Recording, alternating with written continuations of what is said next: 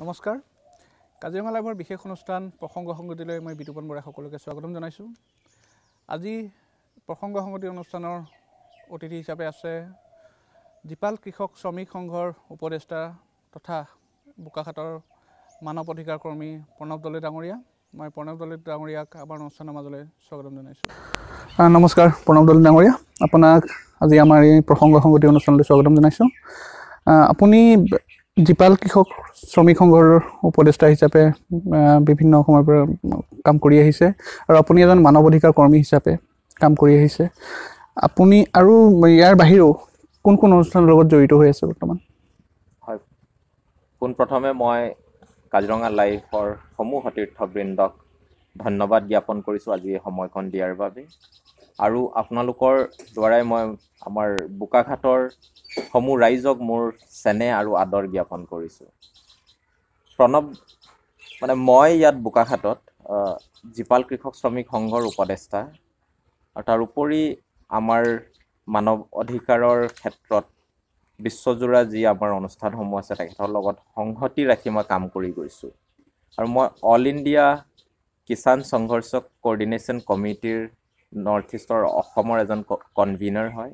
আৰু তাৰ উপৰিও মই প্ৰগ্ৰেছিভ ইণ্টাৰনেশ্যনেল বুলি এটা ইণ্টাৰনেশ্যনেল অৰ্গেনাইজেশ্যন, যিটো প্ৰগতিশীল ৰাজনীতিৰ এটা বাহক হিচাপে বিভিন্ন ৰাষ্ট্ৰৰ ৰাজনৈতিক প্ৰেক্ষাপটত কাম কৰি গৈছে, তাৰ এজন মই সদস্য হয়।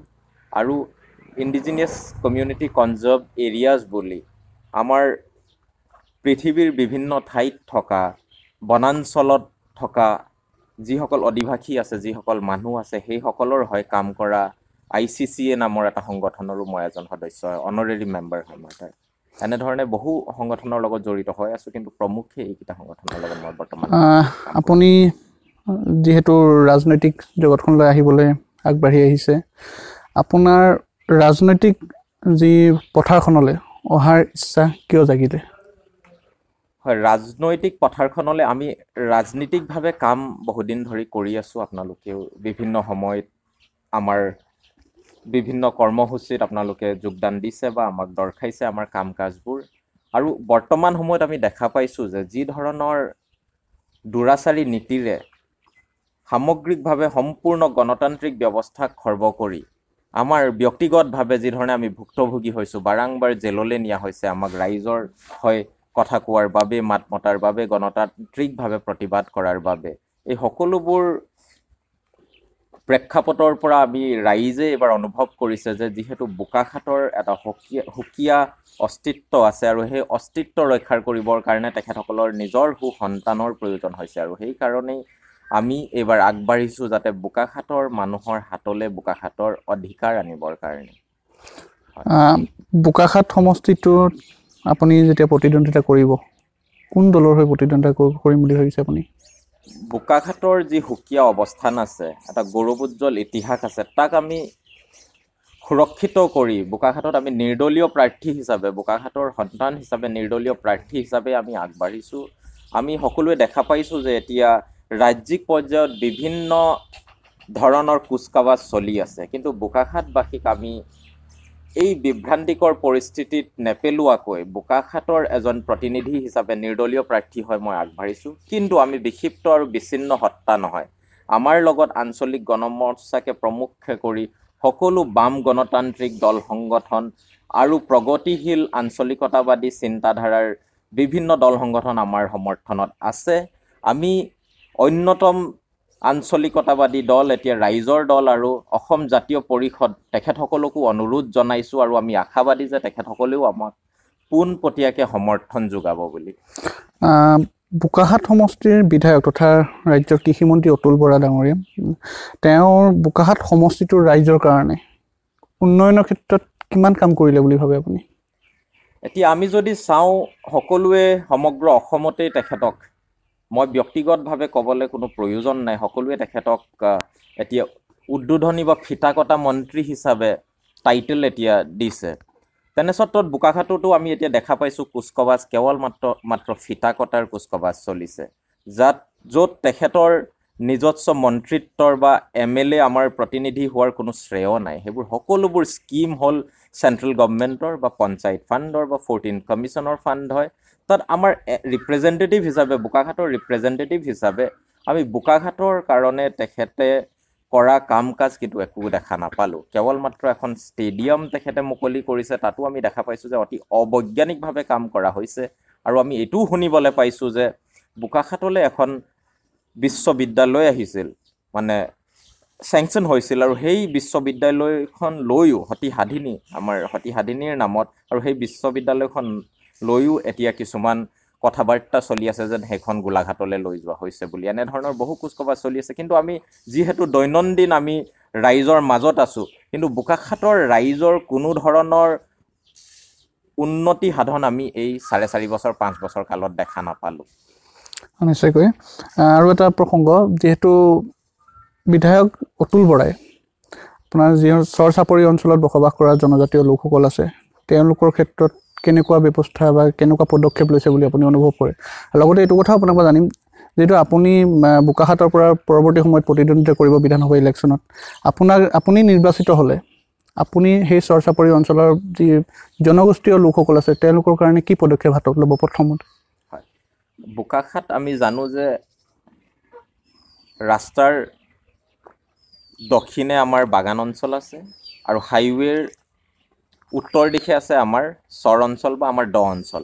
আৰু বোকাখাতখন বৰ্তাই ৰাখিছে আমাৰ দ অঞ্চলৰ কৃষিজীৱী ৰাইজে আৰু আমাৰ শ্ৰমিক বাগানৰ ৰাইজে। আৰু দ অঞ্চলৰ যদি কথা কওঁ, আমি চৰ চাপৰি অঞ্চলৰ কথা কওঁ, প্ৰথমে মই ক'ব লাগিব তেখেতৰ দ অঞ্চলৰ প্ৰতি সহমৰ্মিতা আমি শূন্য দেখা পাইছোঁ। কাৰণ কাজিৰঙাৰ যি উপদ্ৰৱ চলি আছে সম্প্ৰসাৰণৰ নামত, বোকাখাত ফৰেষ্ট ৰেঞ্জ বুলি এতিয়া 190 বৰ্গ স্কুৱেৰ কিলোমিটাৰ জনগণক সোধপোছ নকৰাকৈ কাজিৰঙাই নিজৰ আওতালে আনাৰ কুচকাৱাজ ইতিমধ্যে কৰি পেলাইছে। আৰু বোকাখাত ফৰেষ্ট ৰেঞ্জ নামে এটা নতুন ৰেঞ্জ এতিয়া অধিষ্ঠ কৰিছে। আৰু সেই ৰেঞ্জ অধিষ্ঠ কৰি আমি দেখা পাইছোঁ চিভিলিয়ান এৰিয়াত, চিভিলিয়ান যিবোৰ আমাৰ অঞ্চল আছিল, তাত এতিয়া বিভিন্ন ধৰণৰ ফৰেষ্টৰ দপদপনি আমি তাত দেখা পাইছোঁ। আমাৰ গৰখীয়াৰ তাত থাকিবলৈ শান্তি নাইকিয়া হৈছে। আমাৰ কৃষিজীৱী ৰাইজৰ মাছ ধৰিবলৈ, আমাৰ শ্ৰমজীৱী ৰাইজৰ যি নদীখন নিজৰ আপোন বুলি আছে, এতিয়া নদীত মাছ ধৰিবলৈ নিদিয়া হৈছে। নিজৰ চৰ চাপৰি অঞ্চলত, য'ত ঐতিহাসিকভাৱে আমাৰ দ অঞ্চলৰ মানুহসকলে তাতেই নিজৰ জীৱন নিৰ্বাহ কৰিছিল, আজি সেই নিজৰ ঘৰখনত তেখেতসকলৰ ভৰি দিবলৈ ঠাই নাইকিয়া হৈছে। তেনেস্বত্তে যদি চাওঁ, আমি কেৱল মাত্ৰ আমাক ৰিলিফ দিয়ে গোটেই জাতিটোক যুগ যুগ ধৰি এনে বহতীয়া আমাক বন্ধুৱা মজদুৰৰ দৰে যি থোৱাৰ তেখেতসকলে ৰাজনীতি কৰিছে, ৰিলিফ ৰাজনীতি, এই ৰাজনীতিৰ বিপৰীতে আমি আগবাঢ়িছোঁ। কাৰণ সেই ৰিলিফ ৰাজনীতিৰ ভুক্তভোগী এজন লোক হিচাপে, যোনে জন্মৰ পৰাই দেখিছোঁ গৰাখহনীয়াৰ কবলত পৰি গোটেই জীৱনটো যদি ভূমিহীন হিচাপে জীয়াই থকাৰ যি যন্ত্ৰণা, সেয়া আমিহে বুজোঁ। কাৰণ মোৰ নিজৰ মা দেউতা আজিও ভূমিহীন হিচাপে পাণবাৰী নিগম, য'ত আমাৰ নিজৰ ভূমিৰ অধিকাৰ নাই, তাত জীয়া হৈ আছে। আৰু সেই কাহিনী আমাৰ বোকাখাতৰ প্ৰতিজন দ অঞ্চলৰ মানুহৰে একেই জীৱনৰ গাথা। আৰু সেই ক্ষেত্ৰত তেখেতে আমাক কোনো ধৰণৰ প্ৰতিকাৰ বা আমাৰ কাৰণে কোনো কাম কৰিবলৈ সক্ষম নহ'ল। এতিয়া কেৱল মাত্ৰ ৰাজনৈতিক লাভালাভৰ বাবে শেষ মুহূৰ্তত ম্যাদী পট্টাৰ কথা, বিভিন্ন আঁচনিৰ কথা, 100 টকীয়া 200 টকীয়া মানুহলে আমাৰ ৰাইজক ৰূপান্তৰ কৰিছে। বাগানৰ মানুহৰ কাৰণে কি কৰিলে? একো কৰা নাই। 350 টকাৰ কথাত তেখেতৰ কি মতামত আছিল? বাগানৰ আজি মাটিৰ অধিকাৰ, আমাৰ শ্ৰমিকৰ মাটিৰ অধিকাৰৰ কথাত কি তেখেতৰ মতামত আছিল? অসমৰ জনগণৰ যেতিয়া সকলোৱে আমি নামানো বুলি প্ৰতিবাদ কৰি আছিল, তেতিয়া তেখেতে মানি পেলাই গৃহীত কৰালে। তেখেতৰ অসমৰ কেৱল বোকাখাতবাসীৰ বাবেই নহয়, তেখেতে অসমৰ জনগণক প্ৰতাৰণা কৰিছে। সেয়েহে অতুল বৰা ডাঙৰীয়াৰ বিষয়ে বোকাখাতবাসীয়ে এইবাৰ নিশ্চয়কৈ নাভাবে। তাৰ সলনি আমি নিজৰ সন্তান হিচাপে, আপোনালোকে যদি সুধিছে আমি কেনেধৰণে আগুৱাই লৈ যাম, প্ৰথম কথা আমি বোকাখাতৰ আত্মসন্মান আৰু আত্মমৰ্যাদা ঘূৰাই আনিম।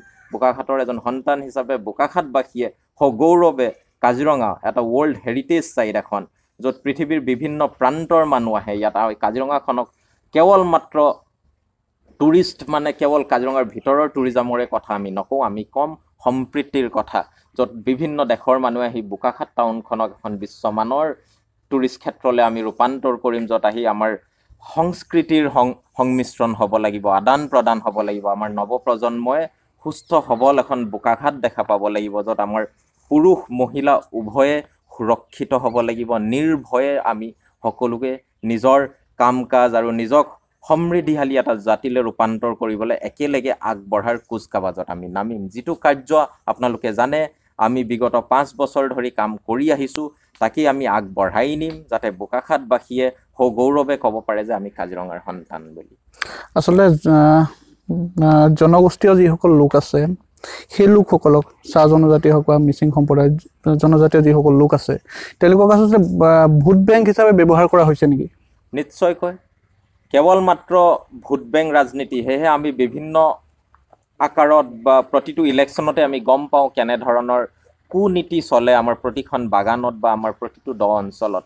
আমাৰ চহকী শ্ৰমজীৱী জাতিসত্তাক তেখেতসকলে নিশেষ কৰি এটা বন্ধুৱা মজদুৰ, এটা শ্লেভ মেণ্টেলিটিলৈ ৰূপান্তৰ কৰিছে। আৰু এই শ্লেভ মেণ্টেলিটিৰ বিৰুদ্ধে থিয় হ'বলৈ আমি সেই শ্ৰেণীৰ পৰাই জন্ম হোৱা সন্তানসকল আমি আগবাঢ়ি আহিছোঁ, যাতে আমি আমাৰ জাতিৰ মুক্তিৰ কাৰণে, আমাৰ চাহ শ্ৰমিকসকলৰ মুক্তিৰ বাবে, আমাৰ কৃষিজীৱী ৰাইজৰ মুক্তিৰ বাবে, বোকাখাতৰ প্ৰতিজন নাগৰিকৰ মুক্তিৰ বাবে আমি এটা সত্তা হয়, এটা আৱাজ হয় আমি আগবাঢ়িব বিচাৰিছোঁ। আৰু আপুনি কোৱাৰ দৰে হয়, আমাৰ জনজাতীয় মানুহক আৰু চাহ জনগোষ্ঠীয় আমাৰ আদিবাসী জনগোষ্ঠীয় মানুহ আছে, তেখেতসকলক কেৱল মাত্ৰ ভোট বেংক ৰাজনীতিত ব্যৱহাৰ কৰা হৈছে। আৰু এইবাৰ কিন্তু মানুহে বুজি উঠিছে, নৱপ্ৰজন্ম, যিহেতু আমি জানো বোকাখাতৰ অৰ্ধেক শতাংশ ভোটাধিকাৰ আজিৰ দিনত নৱপ্ৰজন্মৰ হাতত আছে, নৱপ্ৰজন্মৰ দ্বাৰা গঠিত হৈছে আমাৰ এই ভোটাৰ্ছ।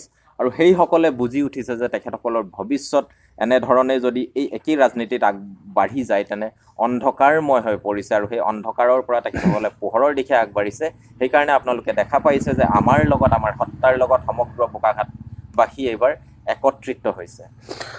পুনৰ ৰাজনীতিলৈ আহিম, তাৰ আগতে আন এটা কথা পাতিব বিচাৰোঁ। আচলতে দেখিবলৈ পোৱা যায় যে বিভিন্ন সময়ত কাজিৰঙা ৰাষ্ট্ৰীয় উদ্যান কৰ্তৃপক্ষ বা বন বিভাগ আৰু দাঁতিকাষৰীয়া অঞ্চলৰ মাজত বিভিন্ন সময়ত এটা সংঘাতৰ সৃষ্টি হয়। সেই সংঘাতৰ কাৰণটো আপুনি কি বুলি ভাবে? চাওক, এতিয়া বোকাখাতখন যদি আমি চাওঁ, আমি জানো যে ৰিচোৰ্চৰ ফালৰ পৰা আমি খুব চহকী এখন ঠাই, বহু নদী, খাল, বিল, আমাৰ অজস্ৰ বাগান, বিভিন্ন টুৰিষ্ট স্পট। কাজিৰঙাখনো আমাৰ কাৰণে অতিকে গৌৰৱৰ সন্মানৰ এটুকুৰা ঠাই, আৰু তাক আমি মৰমেৰে লালিত পালিত কৰি আজি কাজিৰঙাক বিশ্বমানৰ এটুকুৰা ঠাইলৈ ৰূপান্তৰ কৰিছোঁ। কিন্তু তৎসত্ত্বে আমি দেখা পাইছোঁ যে কাজিৰঙাক মানুহৰ পৰা নিলগত ৰাখি কেৱল মাত্ৰ এই কলনিয়েল যি বন বিভাগ, যিটো আমাৰ ফৰেষ্ট ডিপাৰ্টমেণ্ট আছে, ইণ্ডিয়ান ফৰেষ্ট ডিপাৰ্টমেণ্ট, যে এটা কলনিয়েল ষ্ট্ৰাকচাৰৰ দ্বাৰা আধাৰিত, সেয়া সকলোৱে জানে, সকলো বুদ্ধিজীৱীয়ে লিখিছে বা জনগণই জানে।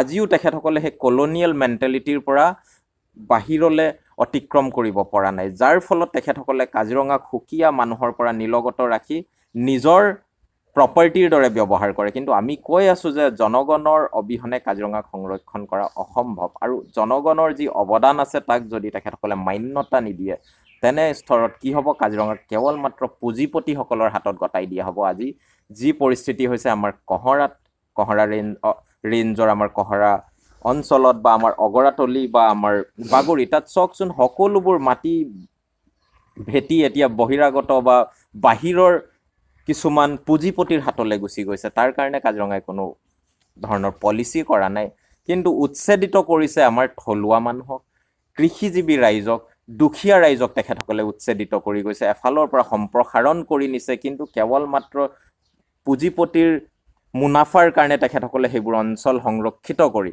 আমাৰ থলুৱা মানুহক তাৰ পৰা উচ্ছেদ কৰি তেখেতসকলে কি নিদৰ্শন দিব বিচাৰিছে, যেন কাজিৰঙাখন বোকাখাতৰ বাসীৰ নহয়, বোকাখাত বাসিন্দাৰ নহয়।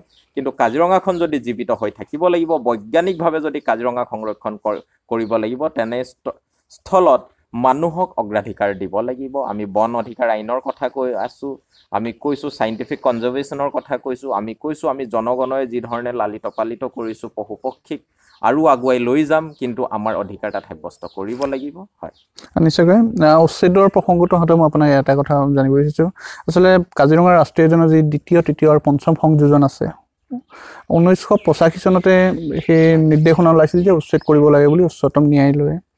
পৰৱৰ্তী সময়ত লাগু হোৱা নাছিল, 2015 চনৰ পৰা সেই কাম আৰম্ভ কৰিছে।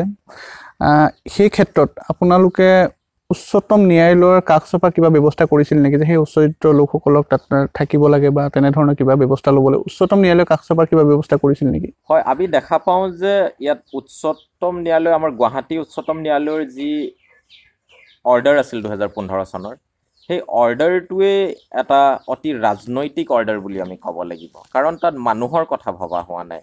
আমি বন অধিকাৰ আইনৰ কথা কৈছিলোঁ, তেখেতসকলে পোনচাতেই নৎসাত কৰিছে যে বন অধিকাৰ আইন বোলে কাজিৰঙাত সাব্যস্ত কৰিব পৰা নাযায়। কিয় নাযায় তাৰ কাৰণে কিন্তু তেখেতসকলৰ কোনো উত্তৰ নাই। যদি কৰবেট নেশ্যনেল পাৰ্কত পাৰে, যদি Kanha tiger reserve and national পাৰ্কত পাৰে, যদি চিমলিপাল টাইগাৰ এণ্ড নেশ্যনেল পাৰ্কত যদি পাৰে, তেনে স্তৰত কাজিৰঙাত কিয় নোৱাৰে? জনজাতীয় মানুহ বা ইয়াৰ থলুৱা যি শ্ৰমজীৱী মানুহ, যিসকলে নিজৰ মাটিৰ পজাঘৰ বা চাংঘৰত জীৱ জন্তুক কোনো ধৰণৰ বিঘিনি নঘটোৱাকৈ, অথচ তেখেতসকলে নিজৰ খেতি কৰি, আপোনালোকে জানেই আমাৰ বোকাখাতবাসী দুটা মহা দুৰ্যোগৰ পৰা আক্ৰান্ত। এটা হ'ল বানপানী, বছৰটোত হয়তো এমাহ বা দুমাহ দিন আমি বানপানীৰ দ অঞ্চলৰ মানুহ আমি বানপানীত ডুব গৈ থাকোঁ। সমগ্ৰ বছৰৰ আমাৰ শ্ৰম নিমিষতে আমাক পুনৰবাৰ শূন্যলৈ লৈ যোৱা যায়, কাৰণ আমাক উটি বাঢ়ি শেষ কৰি লৈ গুচি যায়। আৰু এটা দ্বিতীয়টো বানপানী হ'ল 12মহীয়া বানপানী কাজিৰঙাৰ দাঁতিকাষৰীয়া মানুহ। সেয়া জীৱ জন্তুৰ যি উপদ্ৰৱ, মানে জীৱ জন্তু ওলাই আহিবই, আমি বাধা কৰা নাই, কিন্তু আহি মেলি আমাৰ ধান যদি আমি 3 বিঘা কৰোঁ তাৰে 2 বিঘা হাতী, গঁড়, পহু, মহ ইত্যাদি আমাৰ জীৱ জন্তু বন্য জন্তুৱে খায়। আৰু ঠিক তেনেধৰণে বাঘৰ উপদ্ৰৱ আপোনালোকে দেখা পাইছে। গৰু প্ৰতিমাহে আমি প্ৰতিখন গাঁও দাঁতিকাষৰীয়া গাঁৱৰ মানুহে গৰু, গাহৰি, মহ ইত্যাদি আমি কাজিৰঙাৰ বাঘক আমি খুৱাই আছোঁ। এই সকলোবোৰ বলিদান দি আমি কাজিৰঙাখনক জীৱিত ৰাখিছোঁ, কাৰণ আপোনালোকে নিজেই জানে যে কাজিৰঙাৰ ভিতৰত তেখেতসকলৰ ভুল পলিচিৰ কাৰণে আজি কাজিৰঙাৰ যি জৈৱ বৈচিত্ৰ্য আছিল সেয়া সংকটত। আজি আমি এটা চাইণ্টিফিক এনকুৱাৰী ডিমাণ্ড কৰোঁ। আমি WWFৰ দৰে সংগঠনক কওঁ, ৱাইল্ড লাইফ ইনষ্টিটিউট অফ ইণ্ডিয়াৰ দৰে সংগঠনক কওঁ যে আপোনালোকে আহি চাইণ্টিফিক আৰু ট্ৰেন্সপেৰেণ্ট এটা ষ্টাডি কৰক আৰু আমাক কওক কাজিৰঙাৰ আজি পৰিস্থিতি কি হৈ আছে। আৰু এই যি ক'লোঁ 12মহীয়া যে আমাৰ দুৰ্যোগ, যদি আমি দাবী কৰি আছিলোঁ অসম চৰকাৰ আৰু ভাৰত চৰকাৰক যে আমাক এখন পলিচি লাগে, এই WWFৰ দৰে NGO বা অৰণ্যকৰ দৰে NGO আহি আমাৰ গৰু এটা যদি খায় তেতিয়া 3000 টকাৰ চেক এখন দিলে আমি মানি নলওঁ। আমাক লাগিব মাৰ্কেট ভেলিউৰ প্ৰাইচ।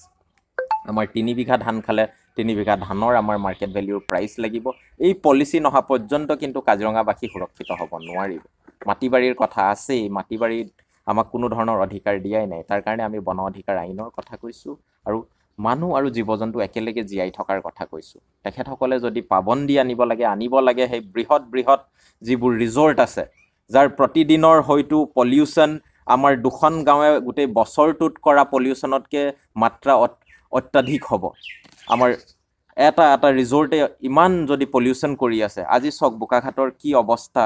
গোটেই সমগ্ৰ বোকাখাতৰ আৱৰ্জনা, মেডিকেল ৱেষ্টৰ পৰা কেমিকেল ৱেষ্টৰ পৰা সকলোবোৰ নি লতাবাৰীত পেলাই দিছে, য'ৰ এই ডিফলু নদীখন গৈ কাজিৰঙাত সোমাইছে। তেনে স্বত্বত কাজিৰঙা কেনেকৈ সুৰক্ষিত হ'ব?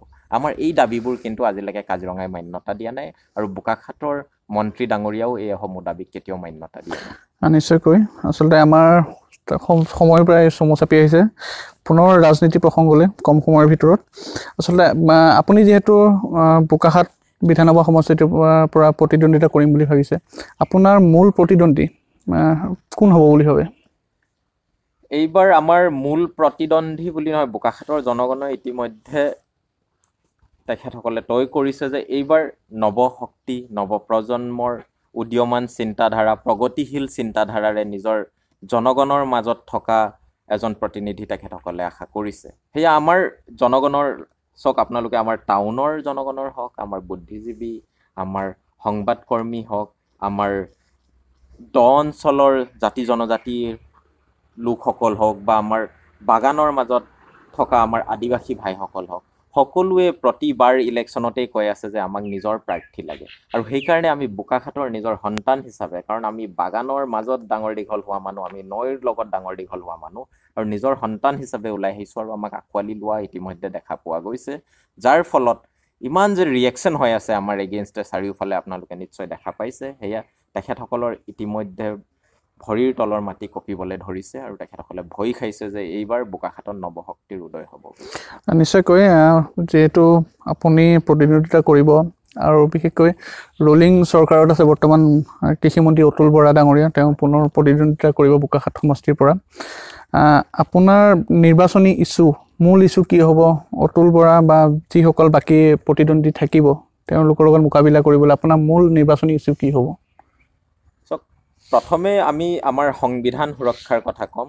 আজি আমাৰ বাক স্বাধীনতা যি ধৰণে খৰ্ব কৰা হৈছে, আমাৰ গণতান্ত্ৰিক যি প্ৰতিবাদ কৰাৰ অধিকাৰ খৰ্ব কৰা হৈছে, যাৰ ফলত বোকাখাটবাসী আজি নিমাতী কন্যাৰ দৰে নিজৰ মুখত বহুবোৰ বেদনা কঢ়িয়াইও নিজে এষাৰ কথা ক'ব নোৱাৰা হৈছে। আমি কৈছোঁ যে বোকাখাটখন এখন গণতান্ত্ৰিক স্থান হিচাপে আমাক নিজৰ অধিকাৰ লাগিব, তাত আমাৰ গণতন্ত্ৰৰ কাৰণে, আমাৰ সংবিধান সুৰক্ষাৰ কাৰণে আমি আগবাঢ়িম। তাত আমাৰ জাতি মাটি ভেটিৰ সম্পূৰ্ণ সুৰক্ষাৰ কথা থাকিব আৰু বোকাখাটক বিশ্বমানৰ এটুকুৰা ঠাইলৈ ৰূপান্তৰ কৰাৰ আমাৰ প্ৰতিশ্ৰুতি আছে আৰু তাৰ কাৰণে আমাৰ কৰ্মসূচীও আছে। নিশ্চয়কৈ প্ৰণৱ দলে ডাঙৰীয়া, আচলতে আমাৰ সময় চমু চাপি আহিছে। আপোনাক এইখিনি সময়ত ধন্যবাদ দিব লাগিব আৰু আজি প্ৰসংগ সংগতি অনুষ্ঠান ইমানতে সামৰিব বিচাৰিছোঁ। আমি আপোনাক ধন্যবাদ জনাইছোঁ, আপুনি ইমানখিনি আপোনাৰ মূল্যৱান সময় আমাক দিয়াৰ বাবে। আজি প্ৰসংগ সংগতি অনুষ্ঠান ইমানতে সামৰিবলৈ ওলাইছোঁ। সমূহ কাজিৰঙা লাইভৰ দৰ্শকক কাজিৰঙা লাইভৰ এই প্ৰসংগ সংগতি অনুষ্ঠান উপভোগ কৰাৰ বাবে ধন্যবাদ জনাইছোঁ। নমস্কাৰ।